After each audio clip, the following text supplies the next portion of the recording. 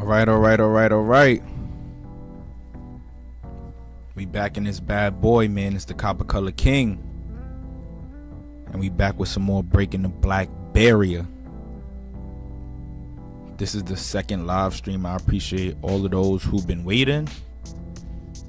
That good 15 minutes.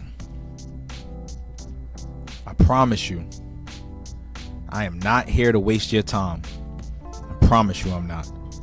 I'm only here to give out good information and to provide dope content. I'm the Copper Color King. The king of this shit, man. And there's plenty others that ride along with me. You know, there's plenty others out there that you guys can listen to that provide information similar to this. And I'm saying that to say that it's love everywhere. There's a bunch of love to go around, a bunch of information to go around, a bunch of knowledge regarding this stuff going around. And I just want to say to everybody, man, listen, if you're not educating yourself on topics such as these, you know, financial literacy, history, economics, that ties hand to hand to financial literacy, community awareness, emotional intelligence. If you're not tapping into those aspects of life right now, you're missing out, man. And if you ain't been tapped into the Breaking the Black Barrier segment, you definitely been missing out. So I suggest you scroll all the way to the first video and watch all of these bad boys all the way through, because we've been dropping bangers, man. I just want you guys to like, comment, and subscribe. Click that notification bell and stay up to date on all content, man. It's Morals and Money, Copper Color King, Copper Color Productions, Breaking the Black Barrier. We back in this bad boy. Let's get into it. Now, for those who were tuned in to my last drop, right? We spoke a lot about the Yamasee, the Yamasee Nation. The truth behind those people. We heard Chief Sekou drop a bomb, spitting straight facts, letting people know that his people was enslaved due to the color of their skin, because they were darker, copper colored, tawny, swarthy, black individuals. You know, what is black? What is black? What is black if these people right here were black? If these people right here were black, and if some of us have indigenous roots connecting to the Yamasee, aka the Seminola, aka runaways, then what is black? Would that make you a Seminole? I don't know. Let's check this article out though, right? All Seminole chiefs were Negroes. There is no such thing as a black Seminole. Oxymoron. Majority of the Seminole Indians were always Aboriginal, misnomered black people who descended from Muskogee Creeks from the very beginning. They descended from the Muskogee Creeks from the very beginning. If I had a bomb, I would drop that one. If I had a bomb, I would drop that bad boy. They are Seminoles. By itself, his story is rewritten by colonizers and conquistadors. Commissioner in 1820, but no American official explained how it happened, if the Negroes were but chattels of the Indians. That so many of the Seminole chiefs were black. The principal Seminole chief ruling over the entire nation in 1820 was Nemathla, who bore no evidence of Indian admixture. Another great chieftain was Micanopah, king of kings, described as part Negro and very dark, who ruled the nation in 1832 and owned immense herds of cattle and ponies. Now I just want to rewind real quick. If any of these Seminoles were of African ancestry, again I ask the question, why have all of this knowledge of the land and own all of this cattle? Why have all of this knowledge and be in such control of the land? How is it possible? If you're an African who comes from a completely different climate, completely, I mean, their climate is something similar to the climate in the Caribbean islands, South America. Things grow different over there. The animals, the climate, the geography, it is completely different. In North America, you see a lot of cattle and horses, aka ponies, donkeys, and such. So why have all of this knowledge? How do you have all of this knowledge? Oh, your slave master taught it to you? Yeah, but he was the king of the Seminole tribe, right? That's what it says. And it says he was very dark. He ruled the nation in 1832. He was very dark, and his name was Mikanopa. It's a very African name right there. And this is not to like throw shade at my African brothers and sisters. I love my African brothers and sisters. I love them. I love all my Swarthy individuals, but we just got to stick to the facts now at this point, man. Facts is facts, and I'm calling it out for what it is. Look at the man in the picture. He looks oh so swarthy. That's what I like to call it. Oh so swarthy. But anyway, let's continue. Billy Bolek, his nephew, who led the last hostilities against the United States in 1855, 1858, was also quote-unquote part Negro. Louis Pacheco, a pure-blood Negro who planned Dade's massacre and afterward became a Seminole sub-chief, could read, write, and speak English, French, Spanish, and Creek, having been a slave of a cultured Spanish planter near Tampa Bay. Granted, this could be 100% possible because we know the Spanish, the French, you know, the European, the English, you know, we know the conquistadors who came over here first, a lot of them were of a swarthy skin complexion. And a lot of them found homes in Florida. It was known as Spanish Florida, and a lot of them did mix in with the Indians, but this isn't to take away from the already swarthy skin complexion that the natives did have, on top of the swarthy skin complexion that the swarthy Europeans had, the copper colored Europeans. It just made these people all the more darker.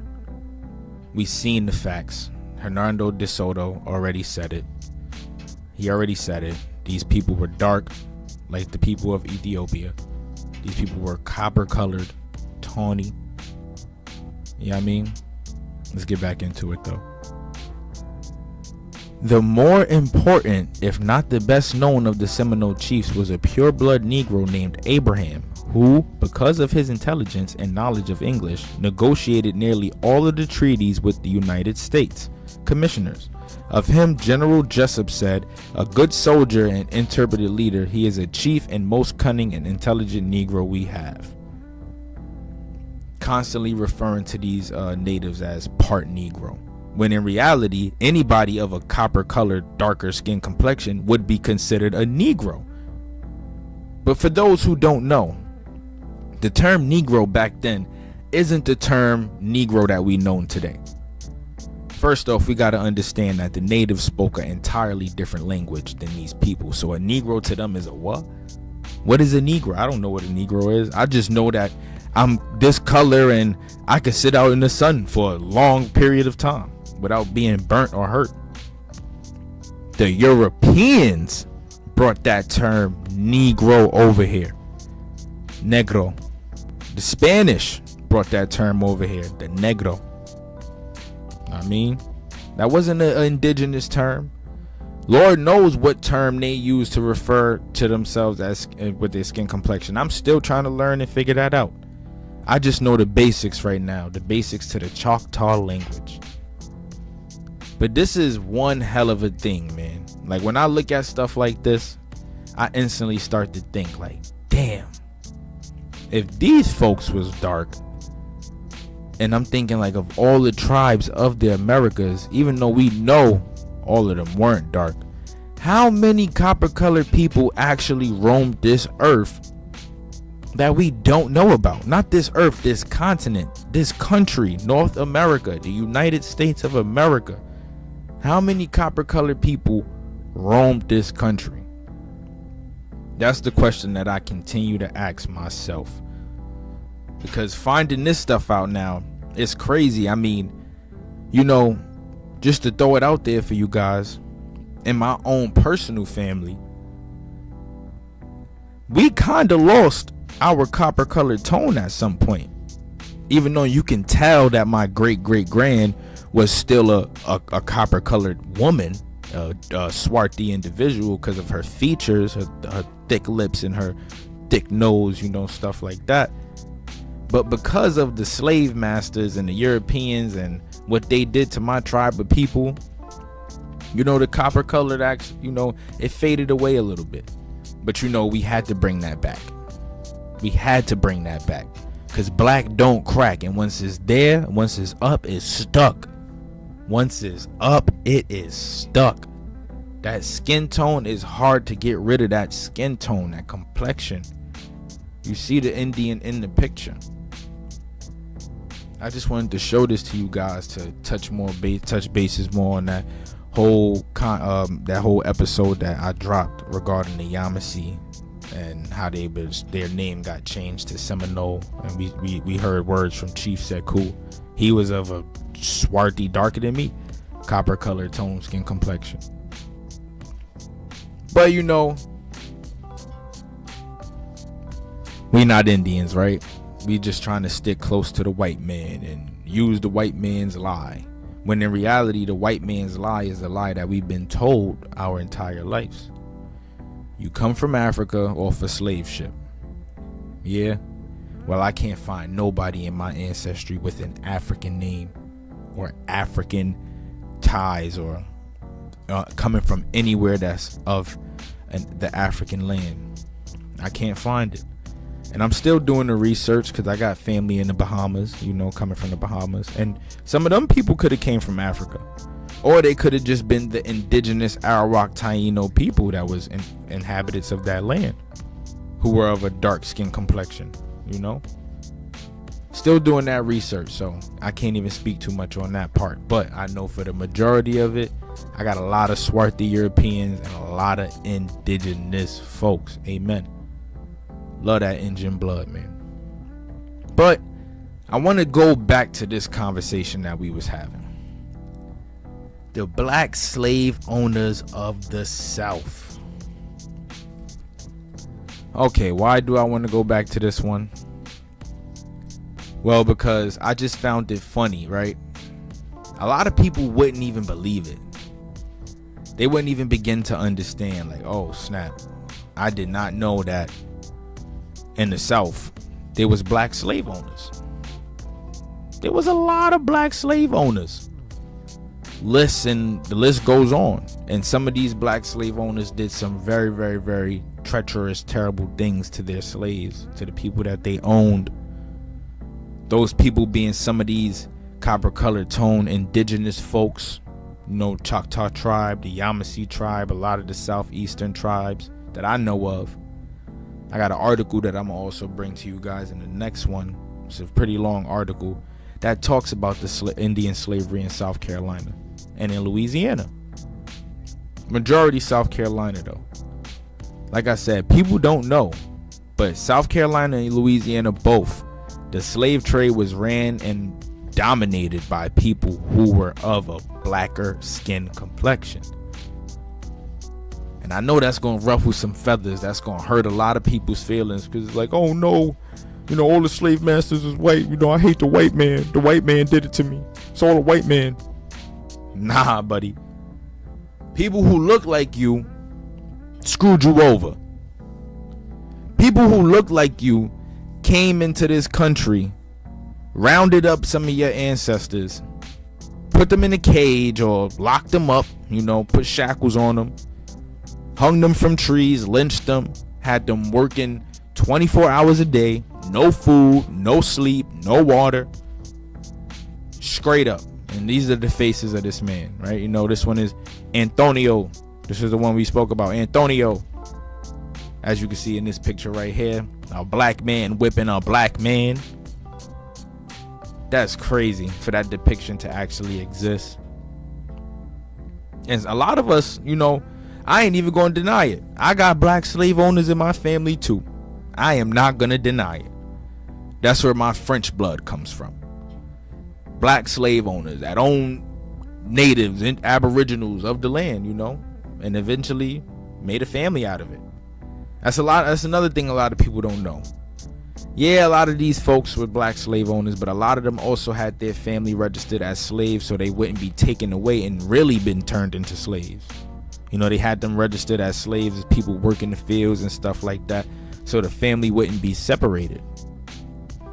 That's the history we looking at. You know, it's a whole lot. But the fact that black slave owners just existed is so freaking crazy to me. And I'm bringing this here to ruffle the feathers of the people who don't believe it. Yep. I'm here to hurt your feelings. I'm here to show you the truth so we can see where this trauma and this theme or this theory of black on black crime actually stems from. It's all systematic, yeah, but then a lot of it is generational. Generational trauma passes down through each and every generation, and the more we inflict this damage upon ourselves, it just gets worse and worse and worse and worse. And I ain't even gonna sit here and sugarcoat it. I'm not gonna talk like I'm friends with all black people myself. You know, I'm pretty sure there's some black people out there that I would disagree with, and there's some black people out there that I 100% agree with, and there's some white folks that I disagree with, and there's some white folks I 100% agree with. Facts is facts. I'm just not trying to separate the truth from anything. I stand up for all my copper-colored melanated people, but I just have to put this out there just to include the truth. Can't leave no facts out of history, man. Can't leave no facts out. And before I even try to put my people down or bash my people, I'm gonna stand up for what they did that was wrong. And I'm here to say, even if it is in my ancestry, we gonna make it right. We gonna make it right. We gonna change the dynamic. I don't rock with black on black crime anyway. You know, I think it's crazy how we got young brothers out here doing stupid stuff to one another for some of the stupidest reasons, you know, as if we don't see enough of it already. But this is why I'm bringing this history to people so y'all can see. Here go William Ellison, another black slave owner. His story is crazy. But I'm bringing this to y'all so y'all can see exactly what I'm referring to. Now, I'm going to play an article for you guys. I'm going to play a video for you guys real quick, you know. And this is regarding to the black slave owners of South Carolina. When there's nothing holding you back. I just want you guys to listen to this, right? Just give me a second. Let's get through this ad. Give this a real close listen. And tell me this ain't probably one of the craziest things y'all ever heard. This is regarding the story of William Ellison and what he did to his slaves. Let's check it out. This is the Burrow House, a plantation home in tiny Statesburg, South Carolina, about 10 miles west of Sumter. It has been the site of many Forrest Gump-like moments. Hold on, let me get this for y'all clear. Let's do this. General Thomas Sumter lived here. Former Governor Stephen Miller lived here. Joel Poinsett, for whom the poinsettia is named, died here. Even Samuel Maverick, whose son became the namesake for the term independent rebel, owned this house on the property. A lot of really important but not splashy historic people have wandered through here. Perhaps the quietest of them all has arguably the most important story to tell. It began here in 1935 when three young girls discovered a stack of letters while playing in... Now, I just want you guys to just keep following. You know, follow what's going on here and exactly what they're talking about, because it's going to get interesting. So just follow. In the basement of this home. Those letters, now held at USC's Caroliniana Library, tell the story of a slave named April. There's been a really good job of whitewashing a very awkward discussion. There's been a very good job at whitewashing a very awkward discussion. Now, you already know, when you mention in terms like whitewashing, you know it's about to get spooky. Shout out Curry Mayo too, man. Got to make that shout out. Here you go. Look, story of William Ellison right here on the right. That's crazy. Hugely awkward discussion. In 1802, a white plantation owner named William Ellison lent one of his young slaves, April, to work for a gin maker in Winnsboro. April quickly became the go-to man for repairing the expensive cotton gins throughout the Sumter area. They send him out to the plantations and they take them apart. He would sharpen them on location. And that's why he heard about Statesburg. He came through here as a young man, and he said, well, when he bought his freedom or whatever, he came here. The center of plantation country, the wealthiest area of South Carolina. He changed his name. April was now known as William Ellison, the name.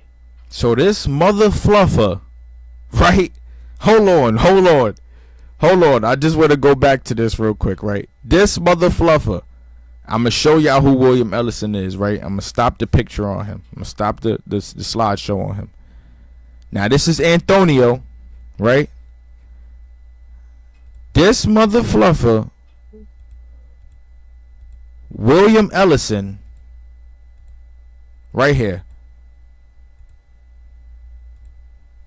This mother fluffer, William Ellison. This is him, April, aka William Ellison.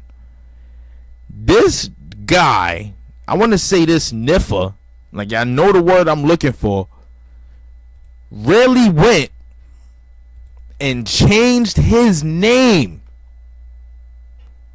from April to the name of his slave master. This black man.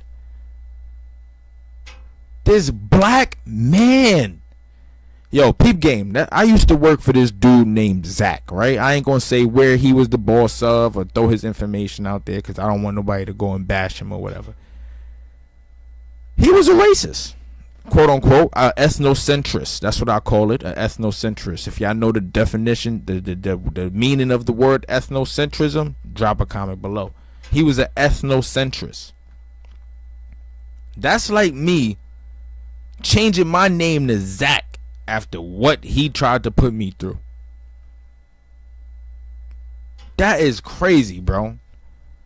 And then you got to think about now, like, you know how they say like these Uncle Tom ass niggas, right?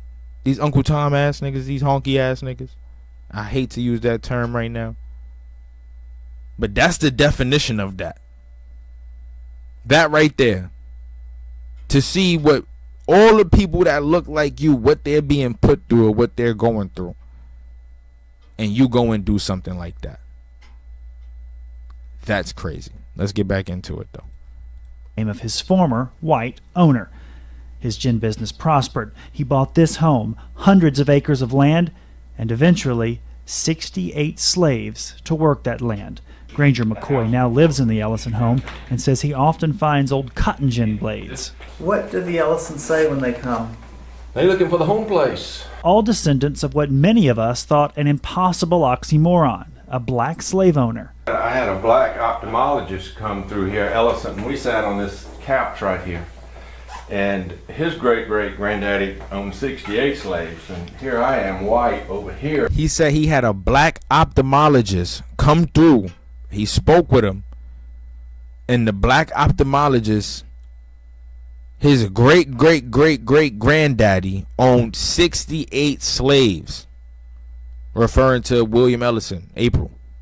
68 slaves. We're going to do more background on him, too. Let's get right back into it, though.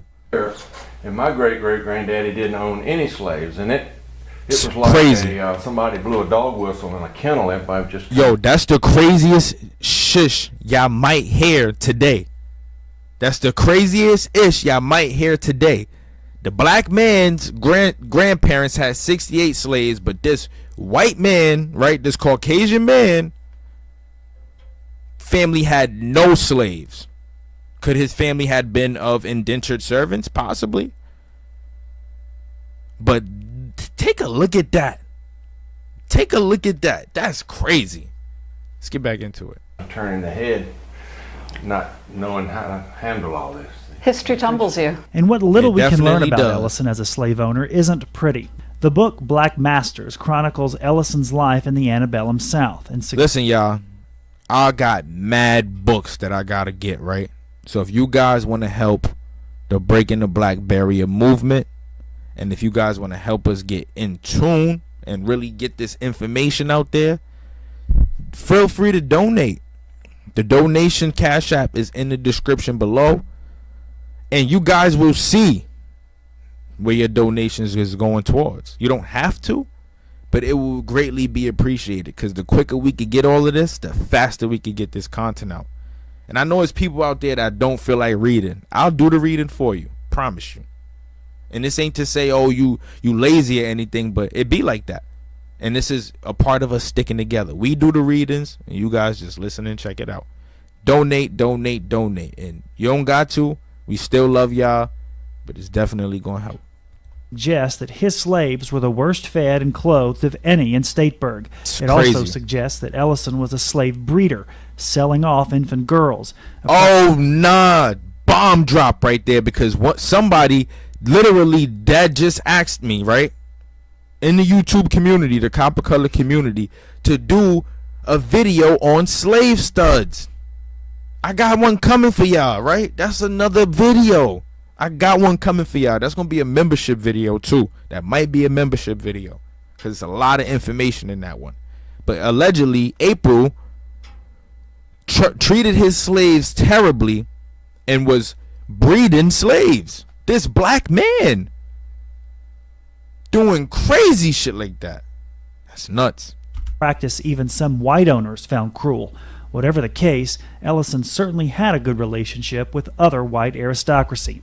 This contract shows that Ellison didn't just buy a home in wealthy Stateburg, he bought it directly from former Governor Stephen Miller, a governor and former slave trading property. He was the wealthiest black man in... Now, I want you guys to just take a minute and think, right? Why the hell, during the time where slavery is at its most prominent, do we have a black man dealing with the government?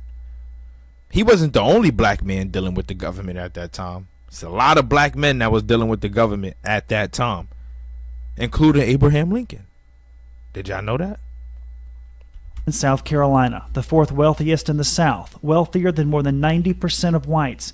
Just a few hundred yards from the Ellison home is the Ellison graveyard, private, neither mixed with other white nor black tombstones, symbolic of his unusual position in the pre-war South, a position so few of us even knew existed.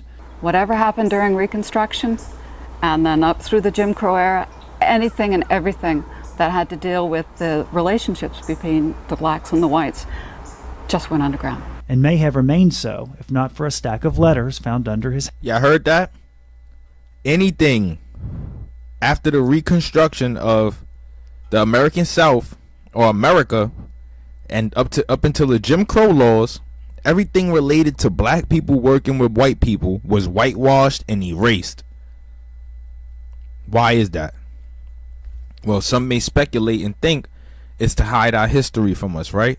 But it's also to hide the fact that black people had positions of power in colonial America. Now, just imagine all of us found that out. What type of uprising that would cause. Not trying to get nobody to go out there and do nothing crazy. I am not inciting an uprising. I do not want to incite no riots or no wars. I just want to teach y'all and show y'all the facts. House. For Hidden Columbia, Anderson Burns, ABC Columbia News.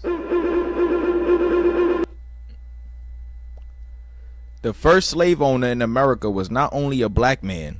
He went to court and demanded it in 1654. It was time for Anthony Johnson, who we're going to speak about, a black landowner, to release John Castor, a black indentured servant. Instead, Anthony told Castor he was extending his time. Castor left and became employed by the free white man Robert Parker. Oh my God. Anthony Johnson sued Robert Parker in the Northampton court in 1654. In 1655, the court ruled that Anthony Johnson could hold John Castor indefinitely. So not only did he try to hold this man down as a slave, this man went and got a job by the white man and lost everything in court and was held to be a slave indefinitely. The court gave judicial sanction for blacks to own a slave of their own race. Thus, Johnson became the pioneer of American slavery. Bomb right there. Bomb. Bomb. And I hope this part don't get hit with a copyright. I pray to God, because this was crazy for y'all, right? This was some sauce. But like I said, we're gonna go more into this Anthony Johnson situation. We went over this right here. I showed y'all the slave charts and everything in the last one. For those who didn't check out my last live stream, go check it out. Go check it out. It's almost 2 hours long, but it's 2 hours of straight fire, 2 hours of straight sauce, 2 hours of straight heat, straight up heat for my copper color community. And I want to continue this one right here because it's gonna talk about William Ellison and Anthony Johnson and several other slaves. But let's get into it. Right, we're gonna start right here. In 1644, Thomas Bushrod, a signee of Colonel William Smith, sold a mulatto boy named Manuel as a slave forever. But in September 1644, the said servant was by the assembly adjudged no slave, and but to as other Christian servants do, and was freed in September 1665. A similar ruling is found in the case Robinson. In 1649, there were about 300 Africans in the colony, 300 quote-unquote Africans, an increase in mulatto population. African and European indentured servants' offsprings were increasing and considered alarming in regard to the status of the mulatto. That is, a system was evolving based on being either black or white. Africans, and let me just say aboriginals, because we did the research. We know they was bringing Africans, but it's a small percentage. We know that these copper colored aboriginals were black people at one upon a time. They were Negroes, quote unquote. Right? So when we see this term Africans, we just got to keep that in mind. Not trying to say Africans weren't involved, but you know, most of these Africans were going to South America, not North America.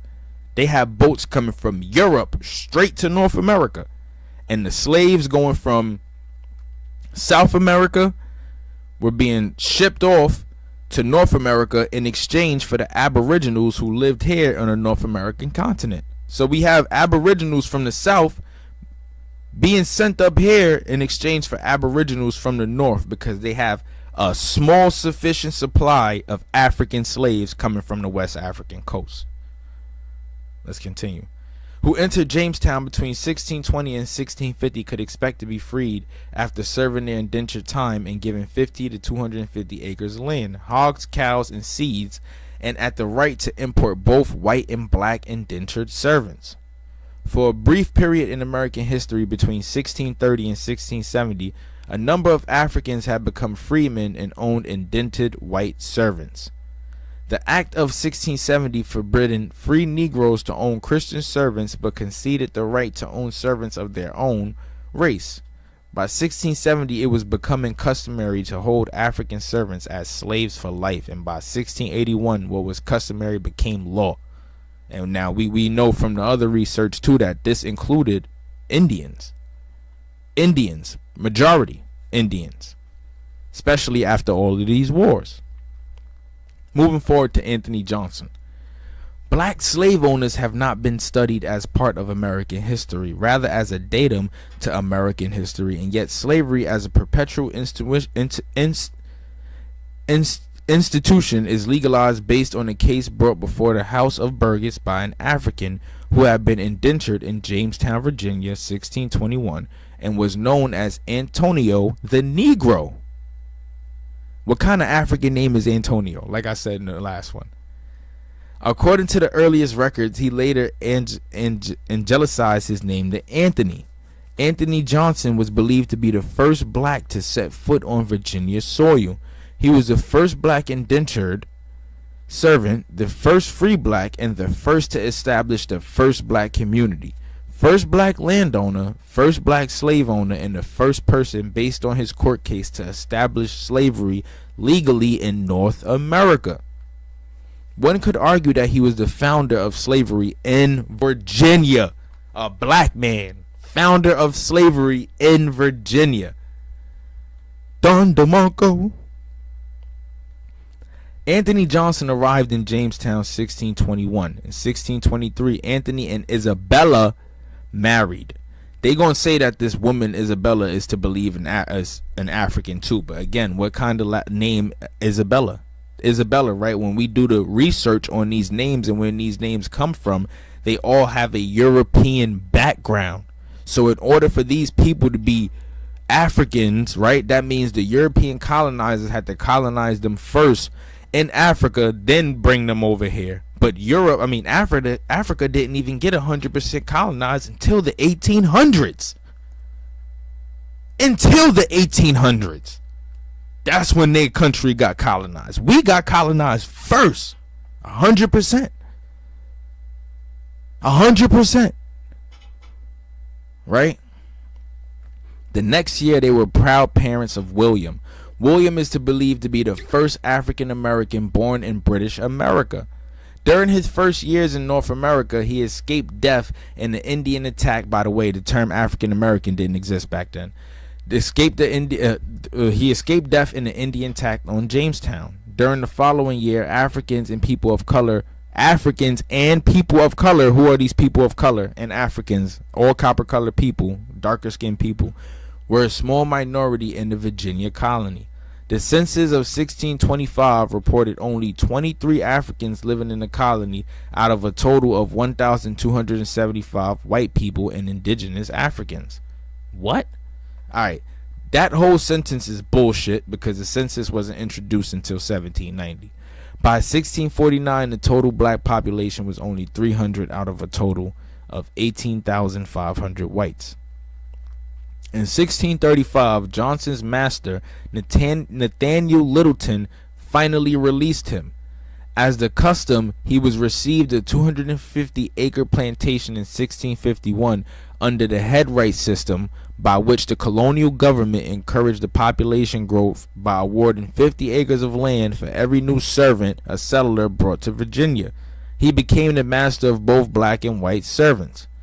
Anthony Johnson's plantation was located on the neck of land between two creeks that flowed into the Puntagootee River in Northampton County. I got family coming from Northampton County, and I know that these were the black European slave owners. Emmanuel, his first wife was an indigenous woman, and they had slaves, and it later ended up, interbreeding, into the family, and that blood just carried on for years and years and years. If you guys don't believe me, check out the community section of our YouTube channel, and you would see I posted a picture of what my mom looked like when she was a child. And tell me I'm fucking lying. Excuse my French.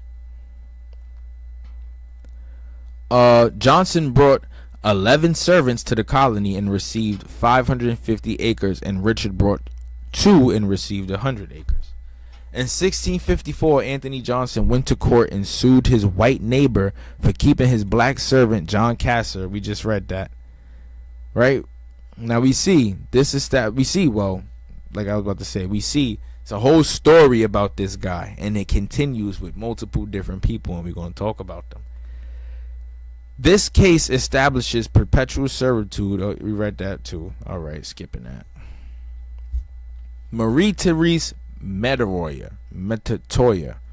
In 1767, a Frenchman named Claude Thomas Pierre Metoyer met Marie Therese Coin from the Congo and promptly fell in love. They became immediate occupants in the Natchitoches, Louisiana, where Marie and Claude lived together as man and wife. They had their first children together in January 1768, a set of twins. Things were rough going for the couple. The church would not have anything to do with the relationship, and at this time, Marie and her infant son, Augustine, were still enslaved. Early in 1776, Metoyer purchased his child, and shortly after that, in a private document, he freed Marie and the child. Years later, Marie and Metoyer broke up, but not before fathering 6 children. Marie stayed in Natchitoches and worked for the Melrose Plantation. I don't mean to butcher that name. Claude Metoyer left for her. He then moved to New Orleans, left for France, and married a proper French woman. Considering the fact that all of them were French. They were all French. Not no woman from the Congo. Marie Therese Marie Therese. We got to pay attention to these names. That's what you got to look at. These names, right? In 1778, free non-whites were a very small minority in Natchitoches, Louisiana. By 1785, that had not changed. Marie Augustine had 2 additional sons born to her after manumissions were half of the free non-white population. By 1786, she had 8 children: Augustine, Pierre, Joseph, Dominique, Francois, Toussaint, Louis, Marie, Suzanne, and 4 of whom were still enslaved. Look at these names, you guys. Pay attention to these names. From the money and land that Metoyer gave her, she started a plantation. The first crop was tobacco, and in 1792 she was shipping 9,900 rolls to Cuba for cigars. She also produced indigo, manufactured medicine, and the major source of her income came from hunting bears and fowl. All this was done with the help of her older sons. Because she had no slaves at this time, she tried for 9 years to free her other children from slavery, and in 1815, when Metoyer died, all her children were freed. In 1816, written church documents show that she had 12 slaves, but local tradition credits her with many more. Marie Theresa now had 3 plots of land estimated at 11,000 acres. She was now in her late 60s and completely turned over the plantation to her children. She died sometime in the spring of 1816. Augustine was now married and on his own since 1795, Augustine being her son. He was the first of Marie and Claude's children to acquire a plantation and become a slave owner. Within 2 years, he purchased his first slave, a male between the age of 18 and 20, to help him clear the fields. Most of the slaves he brought were for labor, but he did purchase some for family devotion. In 1798, he brought his second slave, an 8-year-old named Marguerite, who was his wife's sister. In 1800, now you see, stop right here. I told you guys, a lot of this stuff was being done to keep the family together, so they won't be brought by other slave owners or slave masters that separated the family. You know, a lot of that stuff was being done for that specific reason. In 1800, $300 was paid for his third slave. This was a child of his still enslaved brother. The next year, a slave named Marie was purchased and became Pierre's wife. His second labor slave was purchased in 1806, a female to be for the wife of the male he already owned. In June of 1809, Augustine purchased 8 African Negroes, quote unquote, for $3,500 cash. A male, 5 boys, 2 girls aged 11 to 13, and then 3 of the males were sold to his brother for $1,350. In 1850, he purchased 2 more slaves from a planter in the next county. Similar purchases and manumissions are recorded for the Metoyer children. In 1810, Marie Suzanne purchased a slave costing $600. The peculiar thing was that she was still a slave herself. So slaves was buying slaves and still being slaves? That's new information to me. New information to me. By the 1810 census, Augustine had 17 slaves: Louise 15, Pierre 12, Dominique 8, Francois 3, Joseph 2, and Toussaint 1.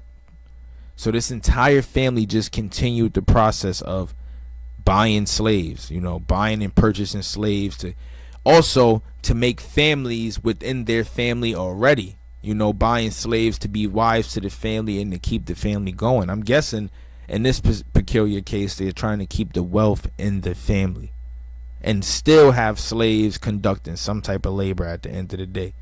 More so or less, though, they were still black. They were still black.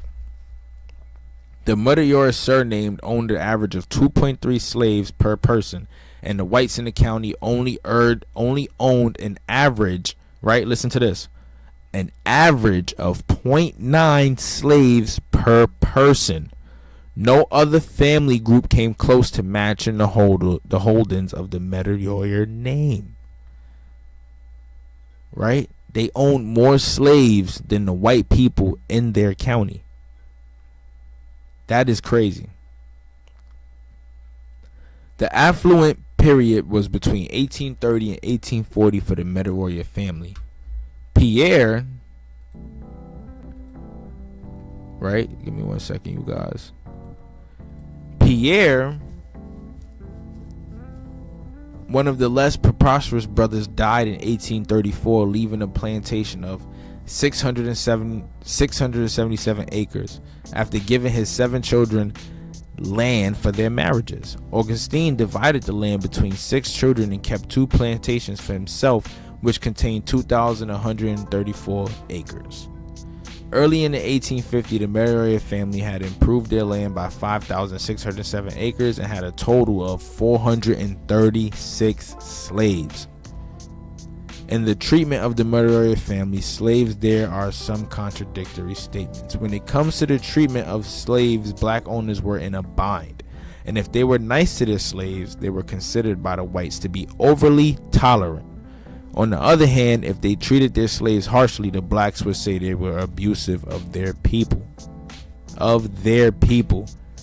only know one group of people at that time that known themselves as something else other than black, and would say, no, this is my people, their people, the Aboriginals. They were abusive of their people, the Aboriginals.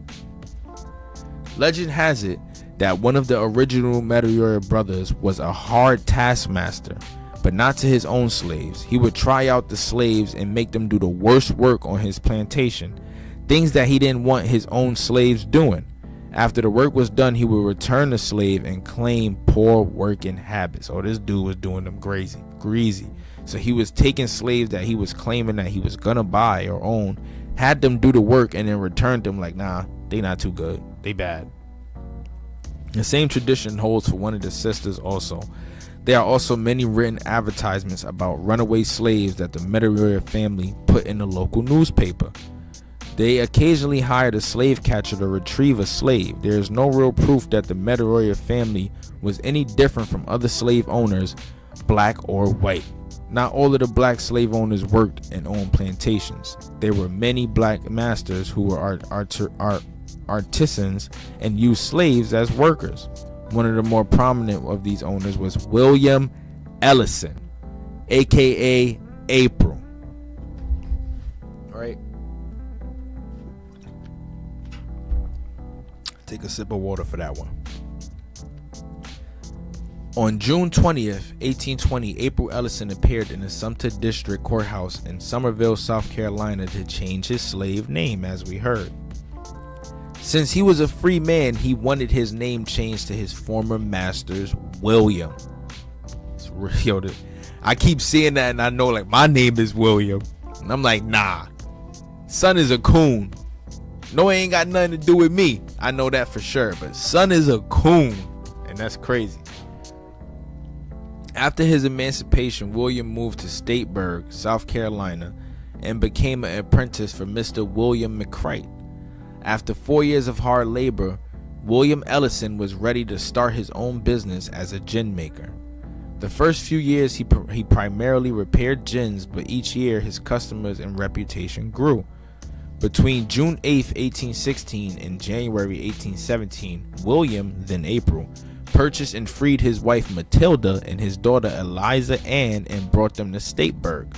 His son Henry was born in or near Statesburg in January 1817, followed 2 years later by William Jr. and in another 2 years by Reuben. Yeah, these dudes was definitely Europeans. And you could just see it by his name. Even with his children having those names, right? And him becoming an apprentice for another dude named William, and whatever the case may be, even with his name being April, it just goes to show his proof. And he also could have been an Aboriginal. You know, that's another Aboriginal name, April. By 1820, Ellison had managed to buy his first 2 slaves, 2 males aged 26 and 45 respectively. With the purchase of the 2 slaves, he demonstrated to the local whites that he was not afraid to own, use, and exploit slave labor. So he was trying to show off for the white man. Like, yeah, I could do this too.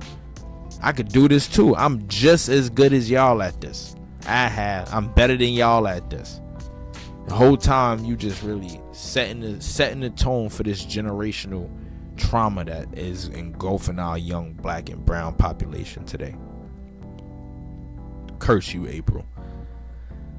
William purchased a valuable location for his shop right at the crossroad of town. The going rate at the time was $3 to $7 an acre, but he knew what pride land was worth and paid $375 for the land to his shop. The gin business flourished and his reputation among the whites grew. Now that he was a prominent figure in the community, he purchased more land, but this land was for a plantation.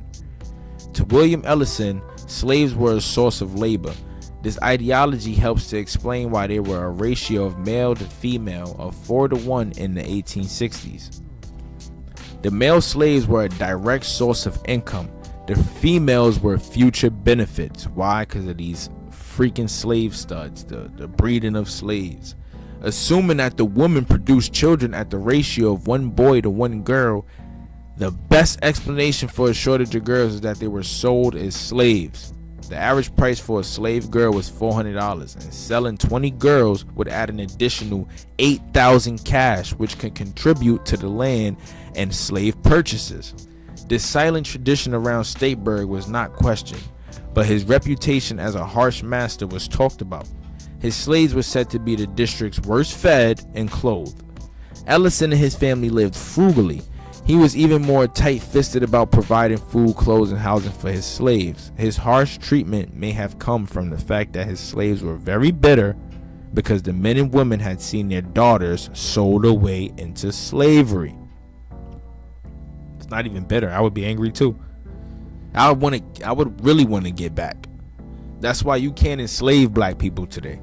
Because the anger that's been built up over the years, talk about that generational trauma, is just going to crack. And everybody is like, the whole world is going to feel it right then and there if they really tried this stuff again. That's how I feel. And I always ask people like, yo, would you let them enslave you again? And I get the same response all the time. Hell no. Nah, I wouldn't. I've been going out without a fight. I say the same thing because it's the truth. You can't really catch us slipping now because a lot of us are already too prideful. But now in the copper color community, it's impossible because we have the information. We know what's going on. We see what was happening. And now we know we got to do what we got to do to prevent stuff like this from happening again. Because it's not a form of physical slavery anymore. It's a mental slavery. A mental slavery. That mental slavery, the mental shackles, hard to break, my boy. But we gonna break them. Just like how we break that black barrier, man. Let's get into it. Right? Also, the harsh treatment could have been from Ellison's need to prove to the whites that he was not soft on slaves because of his color. Sometimes his slaves ran away, and on at least one occasion, he hired a slave catcher. He never skipped on medical care for his slaves, but he did not care to help their spiritual needs. Now we going deep into it. Their spiritual needs. Their spiritual needs. Through all of the years, William Ellison may have been harsh on his slaves, but the money they produced helped keep his family well-to-do up until the Civil War. So the Emancipation Proclamation screwed all of the black slave owners up.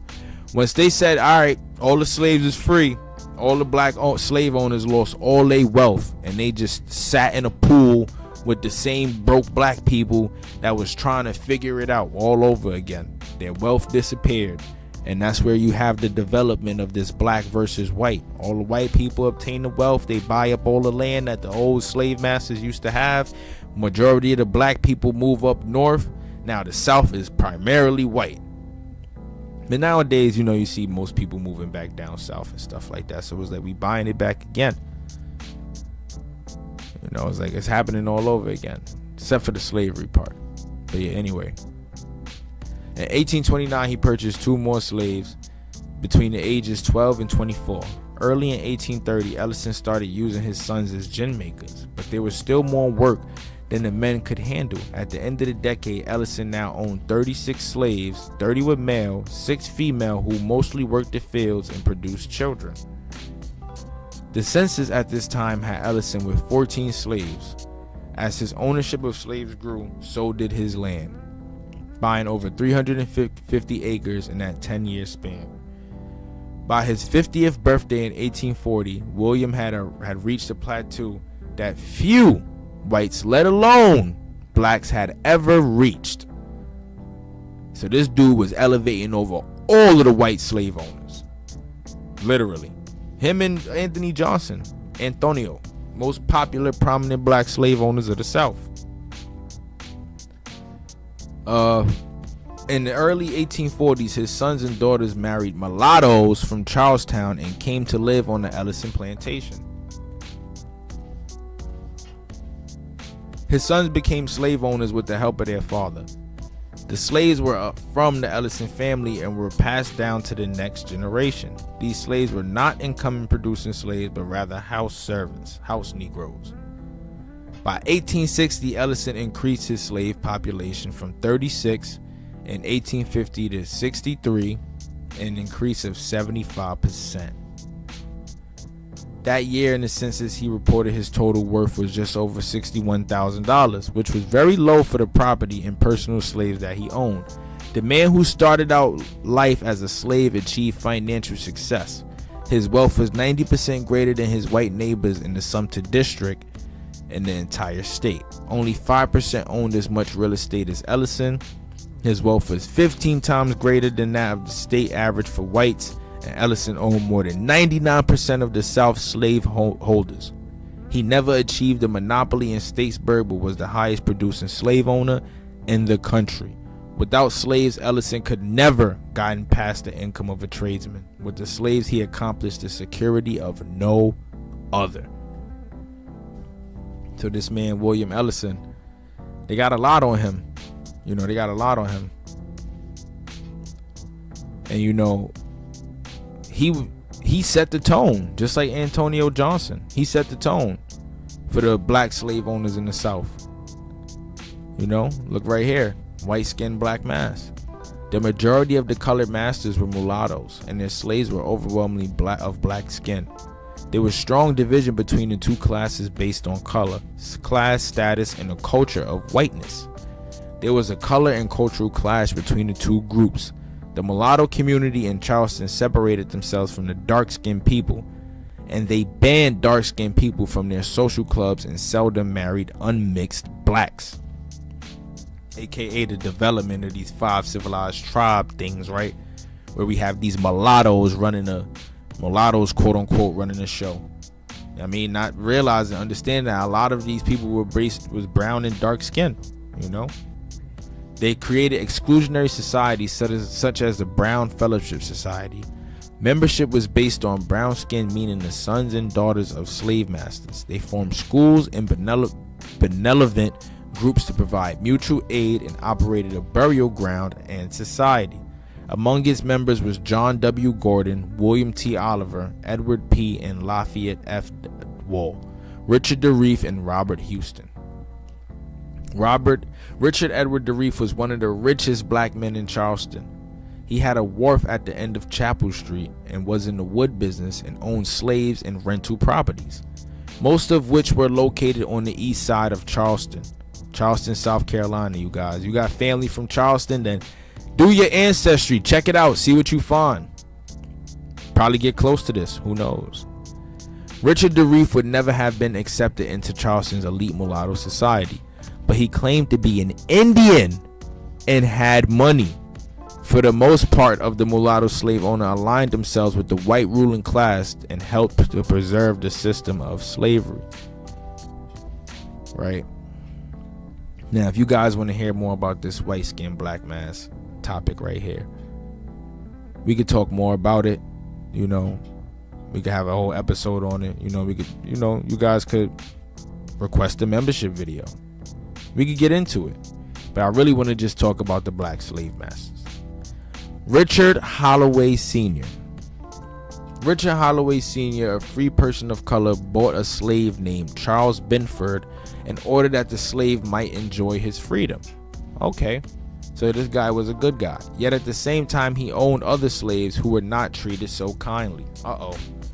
In 1834, he purchased a slave woman named Sarah and her 2 children, Annette and Edward, from Susan B. Robertson for $575. Within 3 years after the purchase, he apparently became dissatisfied with the slave family and sold them for $945. Boy came up. He's like, nah, used them and sold them. That's like buying a refurbished iPhone from 2010 for $500 more than what it's worth.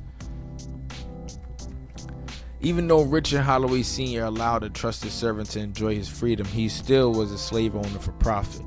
He sold and purchased slaves as an investment.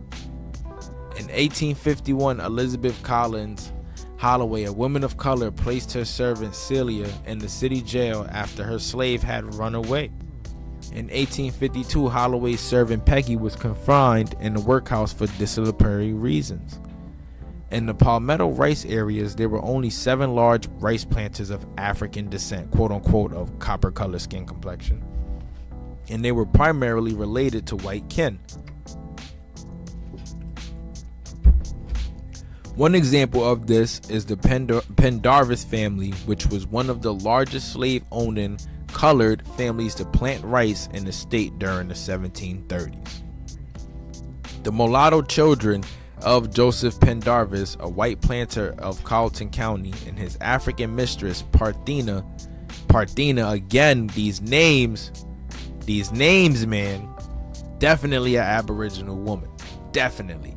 I bet my bottom dollar, if not, swarthy European, were given 1,009 acres of land near the Green Savannah as well as the plantation in Charleston Neck.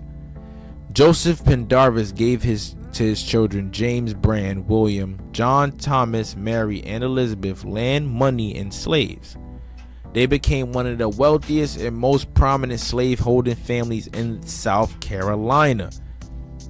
James, the firstborn, received most of the property of his deceased father and owned more than 100 slaves. By 1786, he owned 113 slaves and 3,250 acres of land. The 1790 census informs us that he owned 123 slaves. Many of the mulatto offspring of white planters became large plantation owners in their own right. So, this is a whole article put together, and here's the sources, and we're going to follow up on a lot of these sources too, because I just want to learn more about the black slavery here in America, the black slave masters here in America. We're going to talk a lot about this stuff, and I want to get in tune with it more, just to educate my people, just to educate you guys more on the black slave owners of the South and how they just duped us all in the head. They got us all to believe that this was a black on white game, and that the white hates the black and the black hates the white, which it turned out to be at some point. But it didn't start out that way. And like I said, I'm doing this definitely to ruffle some feathers. I want you guys to see and get upset. It was 28. Get irritated. Sorry, y'all almost got the sauce. Get irritated, at what I'm doing right now, because I'm showing you that there ain't no love in this shit, right? We have to bring everything back together. We have to be what returns this stuff back to normal, and we have to shine light on and love on our community so that we can stop the hate, man. Stop all the separation. Like, if one person is light skinned and another person is dark skinned, don't let that divide us. Let that unite us. We copper colored, man. We come in all forms, shapes, sizes, colors, swag, stepping. We New Yorkers, Southerners, Midwest, no matter what, we all copper colored people. Now I got some more fire for you guys, actually, and this is definitely from my boy Goody Mayo. He did a little breakdown on the history of the black slave owners in America, and I just want to go into it some more for you guys. I'm gonna play the clip. I want you guys check it out. Drop a comment below. Let me know what y'all think. You can also let me know if y'all been tuned into Bro's channel, because if y'all been tuned into Bro's channel, then y'all know a lot of this information already. We could have a lot of conversations about this in the comment section below. But let's check it out. Now, This is his video, you know, the truth about the black European slave owners of Louisiana. This stuff was not taught in school. Let's check it out. Further down in this article says, while each purchase and sale, they're talking about selling of slaves or indentured servants, transfer or manumission of slaves is unique. These records can be grouped into similar types of transactions. The first grouping of records are those in which a free person of color is purchasing a slave. For example, many of the notarial records reveal a tendency during the antebellum period among the gens of the couleur or people of color, free people, libres of color, to purchase English-speaking slaves from Virginia. So who were these slaves from Virginia? In 1822, free man of color, Francois Petit-Jean, purchased 22-year-old Negris or black woman. Again, these names, Francois Petit-Jean purchased 22-year-old Negress or black woman of Sally of Norfolk, Virginia. A free man of color, Francois Petit-Jean, a French, European, Huguenot, whatever, wherever he may come from, he's a free man of color. Check it out. Sally of Norfolk, Virginia, from J. Nova and P. Martel for $512. The proclivity to acquire bondsmen from Virginia was not unique to free people of color. Ever since the 1808 congressional ban on the importation of slaves from abroad, many slave owners across the western South in states such as Mississippi, Louisiana, and Texas purchased their slaves from Virginia, where slave owners were willing to sell slaves to labor-hungry regions for high prices. New Orleans, slaveholding free people of color, also purchased biracial slaves from Virginia. Rosalie Chesney, a free woman of color, purchased the 20-year-old Virginia-born mulattress or mulatto woman, Belinda, from Jean B. Mosier in 1822 for $550. So technically, these copper-colored people was just buying other copper-colored people and selling other copper-colored people to other copper-colored people. This is from the 1600s up until the 1800s. This was when slavery was most prominent. And we saw and read that William Ellison and Antonio, was some of the most popular and most wealthiest black slave owners of the South. This was happening around the clock. This is crazy. Only to sell the slave 3 years later for $50 profit to the widow of the prominent white notary Michael de Armas. Continues, says the sale of slaves was not always to whites. It says slaves and money also exchanged hands between free people of color. All right, so they were selling between each other. In 1821, Louis St. Amand sold 4 slaves to Pierre St. Amand for $5,700. 7 months later, Pierre sold 21 slaves to Louis for $30,160. Despite the close connection between these two free people of color, the slaves were sold, not transferred in at competitive prices. All right, people of color doing that. All right, so real quick, I'm in genie.com, and this is Albert Decour, or Decour is the same guy. All right, just so you guys can see. It says death, was born in Hayenat, Belgium, death 1750, in Pointe-Couvre, Louisiana. This is from the decourfamily.com website, decourfamily.com. So he's showing where this copper-colored family comes from. They come from Belgium, and they died in Louisiana. They come from Belgium. Not really much there, but if you click where it says history, it brings you to this page that says Albert Decour, patriarch, right? Albert Decour, native of Macon near Chimay, has contracted to be a miner. All right, so he was contracted to be a what? A miner, right? Contracted, aka indentured servant, put on a contract with promise to being given acres and land to provide his indentured servitude. After he serves his indentured servitude, he is going to be provided land, acres, money, cattle, wealth, things that help him make more money, that give him a start. Mining with his wife and 5 children, the 27th of October 1719 for 6 years with payment of 180 pounds a year. All right, so he was contracted for 6 years. He was doing an indenture and food at 40 pence per day. See? All right, so he had food and salary. It says, for the Decour and connected families, a trade of their Creole fabric, all right, The Creole fabric begins with the patriarch Albert Decour as an engaged indentured servant. He was an indentured servant. This was how the Decours came to America, as an indentured servant. Mining, right? Hard labor, indentured servant for the St. Catherine concession. The St. Catherine concession. What is that? We're going to look into what that means. All right. Albert Decour came to the colony of Louisiana in the late 1720s at the age of 46 from Macon, Hainaut, present-day Belgium, arriving with his children. It is believed he lost his wife and mother of his children, Marie Catherine Domer, when she died just before or at the port of Lorient prior to their departure to the colony in August 1720. When he embarked on the Lelore, he was enumerated on the ship's manifest as a miner for the St. Rene concession at a sister concession of the St. Catherine. Eventually, as a widower and father of his surviving 2 daughters and sons, he settled on the west bank of the Mississippi River in the area known as Pointe Coupe Parish, Louisiana. Eventually, that's where he ended up. As one of the founding families, Albert... You know what's so crazy about this part too? And I just had to really sit and think about it, right? And this is not to bash my copper color community, but majority of black Americans in America today are extremely lazy. And it's so crazy because we come from hard-working, productive like societies, whether it be the European Swarthy side or the Aboriginal Indigenous side.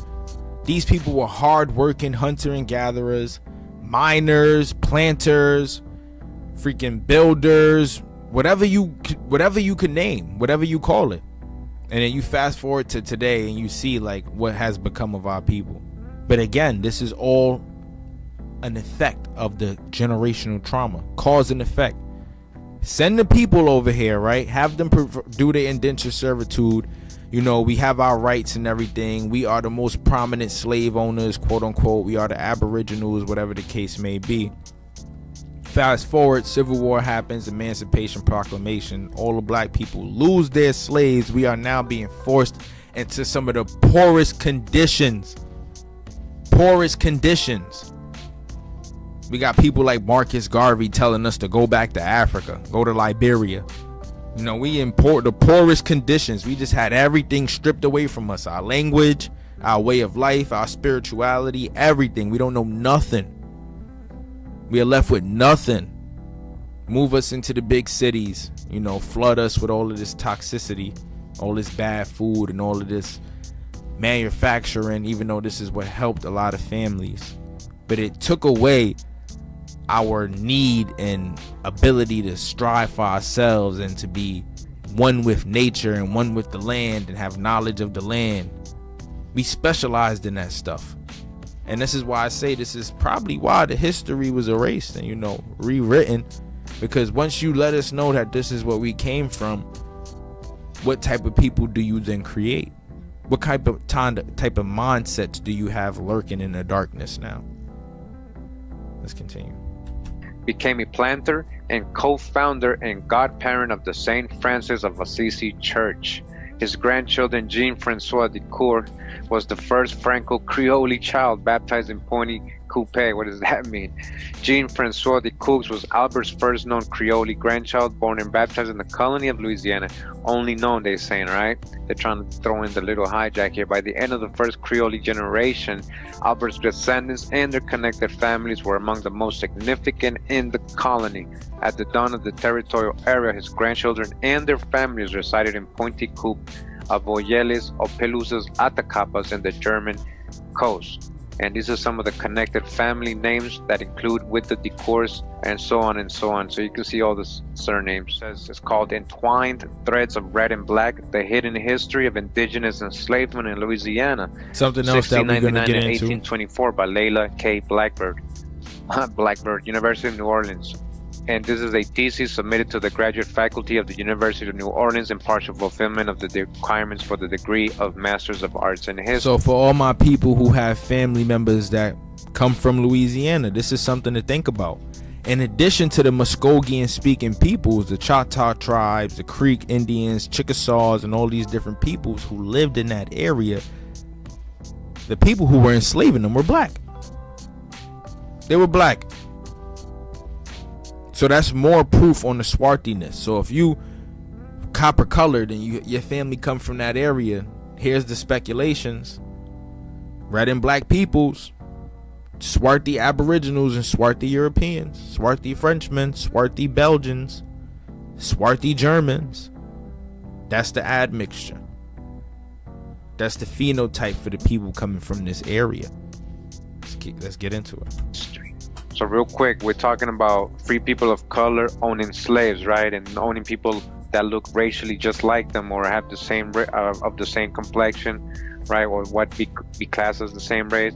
Now it says here, this study's re-examination of slave records compiled in Gwendolyn Midlow House databases of Afro-Louisiana history and genealogy further demonstrates that indigenous enslavement in Louisiana did not end with the Spanish possession, nor with American rule.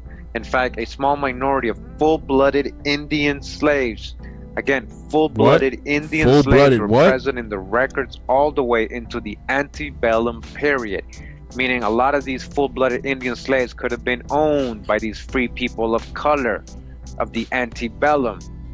All right? As were a large number of enslaved natives What did I just described by tell their y'all? enslavers as black or mixed race.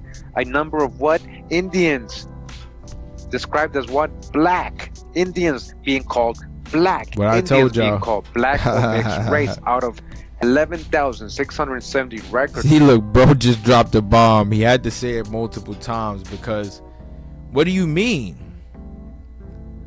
In fact, a small minority of full-blooded Indian slaves were present in the records all the way to the antebellum period, as were a large number of enslaved natives described by their enslavers as black or mixed race. Out of 11,670 records of enslaved people not identified as black recorded in Louisiana parishes between 1770 and 1820, 760 people were recorded as Indian. So these slaves, these black slaves were what? Indians. Come on, man.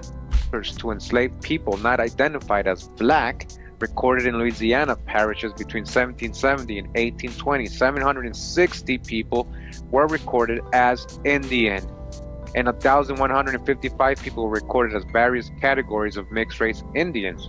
The remaining records consist of people designated by their enslavers as mulatto, and due to the ambiguous racial labels applied to non-whites and the imprecise methodologies used when compiling records by colonial officials, this category also includes many black native people whom deserve to be recognized as such. Many black native people. So they're letting us know, man. Again, we know that a lot of indentured servants from Europe were filling these plantations and this labor, but also who was the other people getting enslaved or put into indenture? It was Indians, not Africans, right? We're not talking about Africans, we're talking about Europeans and Indians being enslaved here as indentured servants. And by whom? Again, this whole area is all French people enslaving, right? And mostly free people of color. Changing notions of race and the construction of racial designations hid enslaved Native Americans within a social order that negated their existence, demonstrating how the social construction of race contributed to the obfuscation and continuation of this enslavement over time.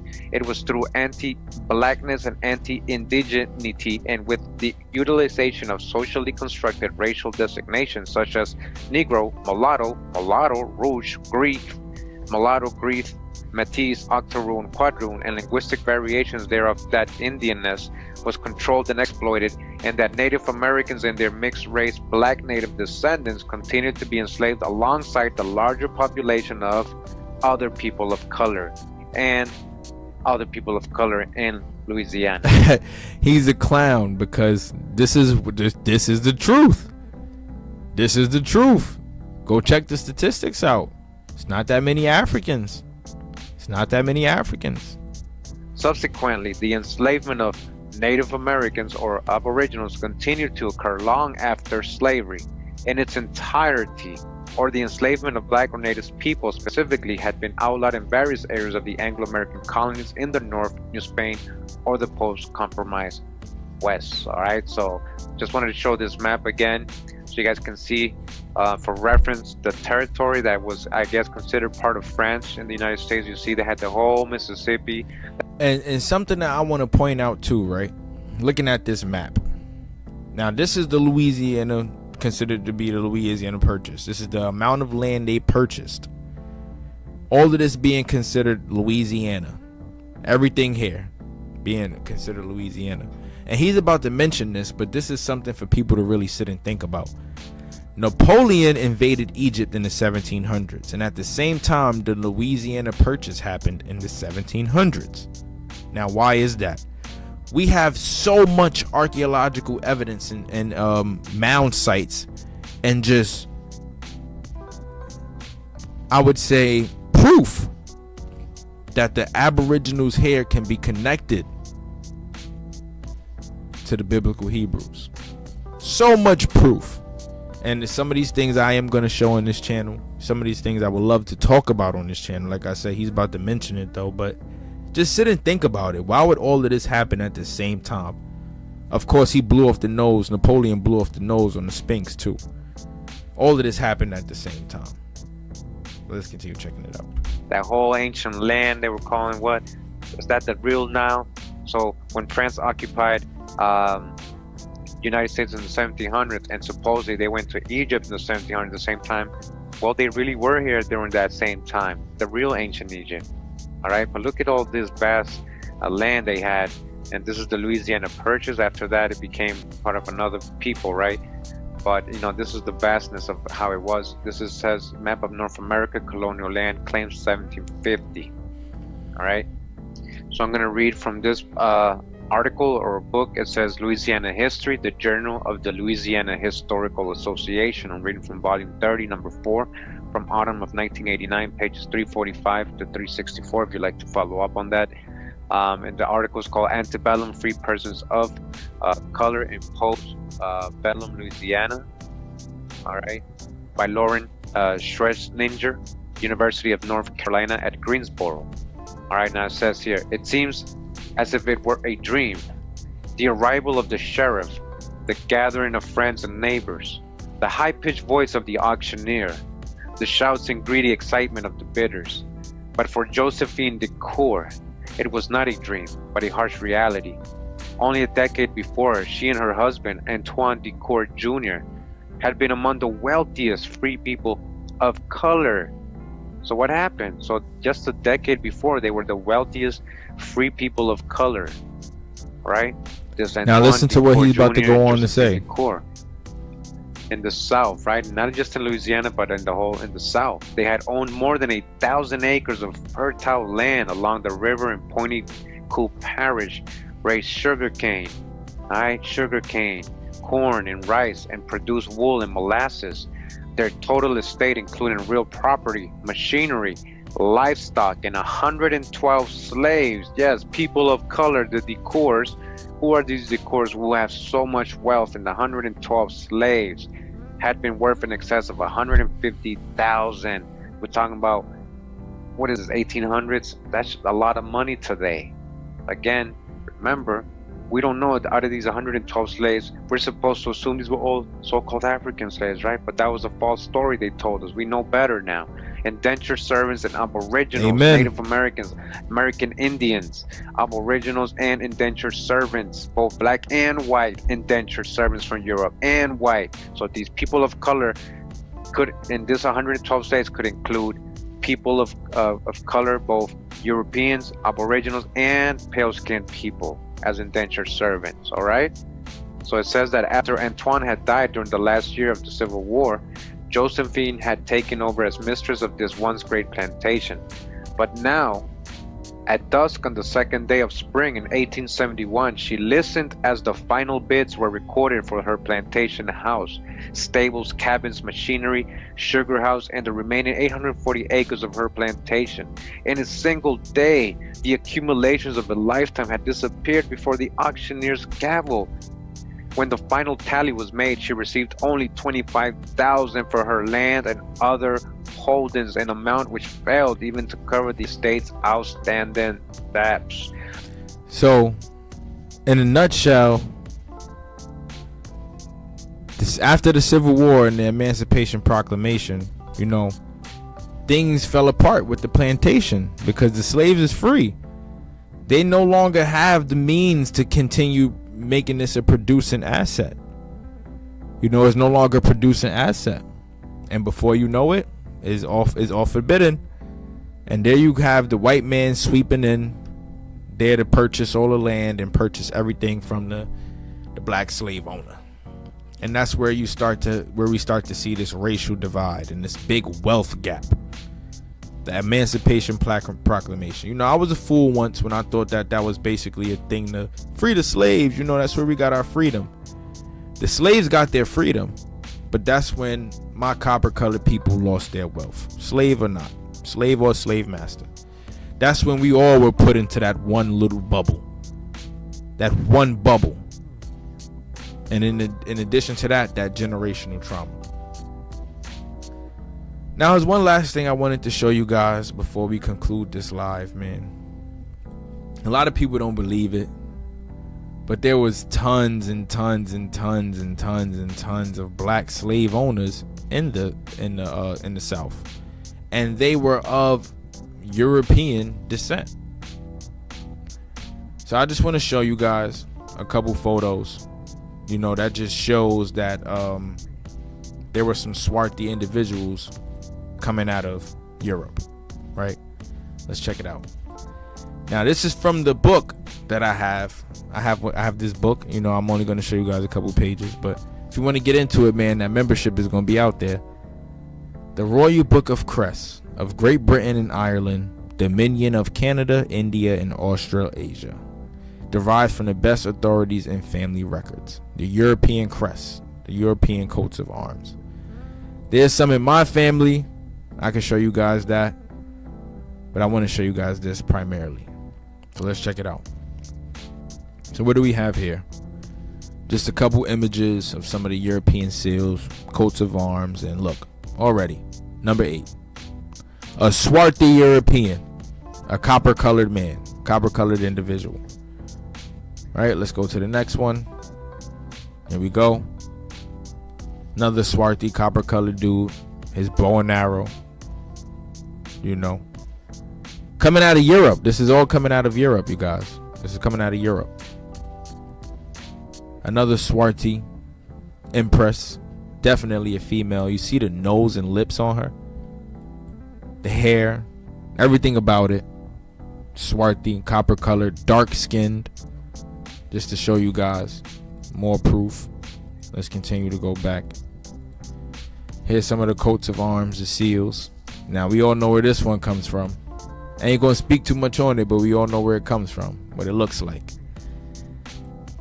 You know, some more flags of these swarthy European individuals. Definitely. Number 14, we got one. Number 23, another one. Swarthy Europeans. Here we go. Another one. Let's take a look. The arm of a swarthy European. Swarthy European with a crown. Swarthy European with a bandana. Let's call it a bandana. Another swarthy European with a bandana. And then another swarthy European with a crown. Swarthy Europeans all over Europe.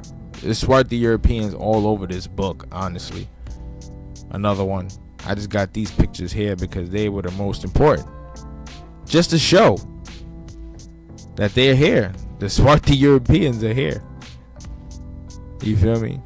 Some of the animals. The castle, rook, you know. A lot of that stuff is symbolic. You know. Like I said, man. That was to conclude this video. I hope you guys really enjoyed this one. And I hope I ruffled some feathers. I just wanted to show you guys and prove to you guys that the black slave owners in South Carolina, that was a real thing. And you know that the fact that a lot of these black slave owners or these black people or these indentured servants or free black people of color came from Europe. They came from Europe. They were some of the quote unquote African slaves on that slave ship, on them ships coming from Europe, from Africa, to North America. When we know they didn't even have the rowing power or the ability to do so. You feel me? But now you guys done seen it. And like I said, I hope y'all enjoyed the video. Feel free to donate. Like I said, the donation cash app is in the description below. Membership definitely will be coming out real soon. We're gonna be doing this live streaming shit way more often, just to get out some really dope content, just to put people on. It's breaking the black barrier, man. Trying to bring the copper color community together. There's a message behind every video. You know, embrace your roots. I know I do. I love my Indian blood. I love my heritage, and I'm doing more research on it now.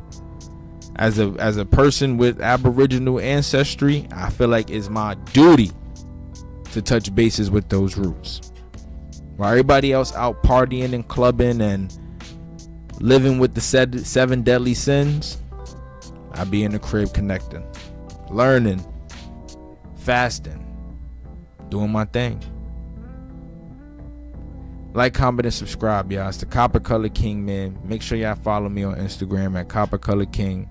Follow Morals and Money. Subscribe to the channel. Subscribe to the Copper Color Productions YouTube channel. And we're going to keep dropping this content, man. Let's get it.